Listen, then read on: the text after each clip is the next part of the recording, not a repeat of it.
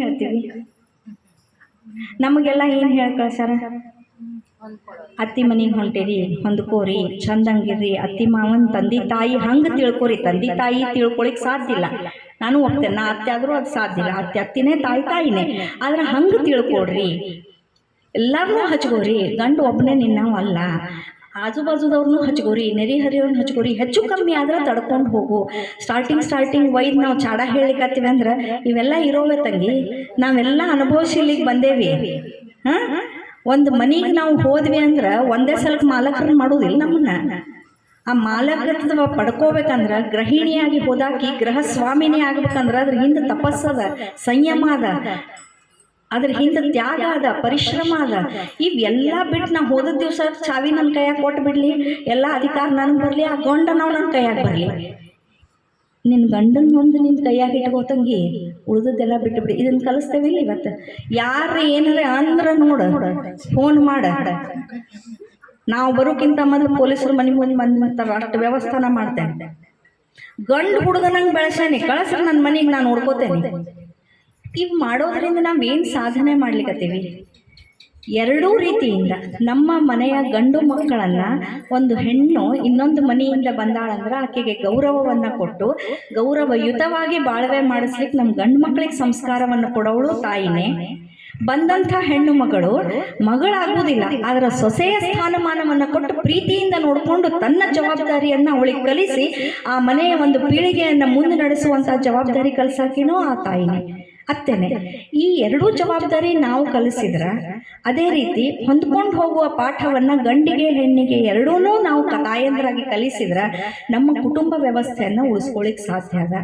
ಭಾಳ ಹಳೆ ಕಾಲದಂಗೆ ಇರಬೇಕಂತಿಲ್ಲ, ದೋಸ್ತಿ ಒಳಗಿರೋಲ್ಲ. ಅತ್ತಿ ಸೊಸಿ ಮಗ ಗಂಡ ಎಲ್ಲರೂ ದೋಸ್ತಿ ಫ್ರೆಂಡ್ಶಿಪ್ ಒಳಗೆ ಇರ್ಲಿಕ್ಕೆ ಸಾಧ್ಯದ.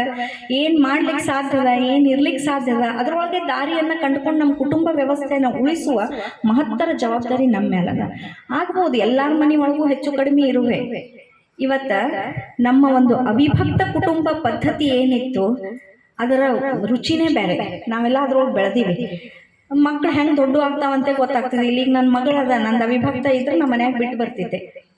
ಅದು ಇರದೇ ಇರೋದಕ್ಕೆ ಈಗ ನಾನು ಕರ್ಕೊಂಡು ಬರುವಂಥ ಪರಿಸ್ಥಿತಿ. ದೊಡ್ಡ ಹುಡುಗರು ನೋಡಿ ಸಣ್ಣ ಹುಡುಗರು ಬೆಳೀತಿದ್ರು, ಅದು ಬಿಡ್ರಿ. ಅಪ್ಪ ಅವ್ವ 4 ಮಂದಿ ಮಕ್ಕಳು, ಸೊಸೆಯಾರು, ಅವ್ರ ಮಕ್ಕಳಿಗೆ ಅವಿಭಕ್ತ ಕುಟುಂಬ ಅಂತಿದ್ವಿ ಒಂದು ಕಾಲಕ್ಕೆ. ಹೋಗ್ತಾ ಹೋಗ್ತಾ ಅವ್ವ ಅಪ್ಪ ಮಗ ಸೊಸಿ ಇದ್ರೆ ಅದು ಅವಿಭಕ್ತ ಕುಟುಂಬ. ಗಂಡ ಹೆಂಡತಿ ಮಕ್ಕಳು ಕೂಡಿದ್ರೆ ಅವಿಭಕ್ತ ಕುಟುಂಬ. ಈಗ ಗಂಡ ಹೆಂಡತಿ ಇದ್ರನ್ನ ಅವಿಭಕ್ತ ಕುಟುಂಬ. ಆ ಪರಿಸ್ಥಿತಿಗೆ ಬಂದೆ. ಗಂಡ ಹೆಂಡತಿ ಕೂಡಿದ್ರು ಜಾಯಿಂಟ್ ಫ್ಯಾಮಿಲಿ ಅನ್ನೋ ಪರಿಸ್ಥಿತಿ ಅದ ಇವತ್ತು.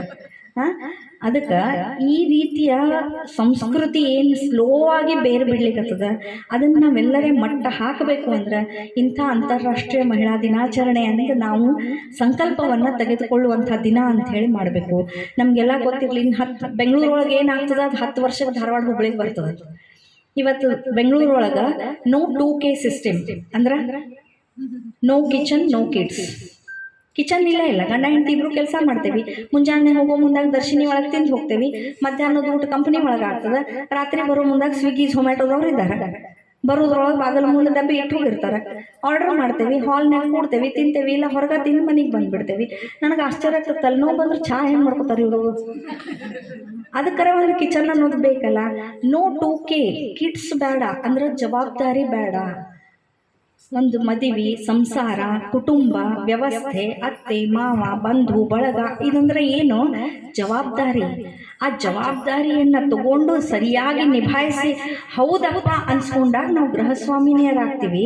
ನಮ್ಗೆ ಗಡಬಡಿ ಹೆಂಗದ ಅಂದ್ರೆ ಈಗಿನವ್ರಿಗೆ ಅದು ಬೇಡ, ನಮಗೆ ಗೃಹನೂ ಬೇಡ, ಗೃಹ ಸ್ವಾಮಿನಿನೂ ಬೇಡ, ನಮ್ಮ ಮಟ್ಟಿಗೆ ನಮ್ಮನ್ನು ಬಿಟ್ಟರೆ ಸಾಕು. ಆರ್ಥಿಕ ಸ್ವಾತಂತ್ರ್ಯದ ಹಮ್ಮು. ಅದಕ್ಕೆ ನಾ ಹೇಳಿದ್ದು, ನಾವು ಕೆಲಸ ಮಾಡೋಣ ಎದಕ್ಕಂದ್ರೆ to support our family system, not to be very ನಮಗೆ ಸ್ವಾತಂತ್ರ್ಯ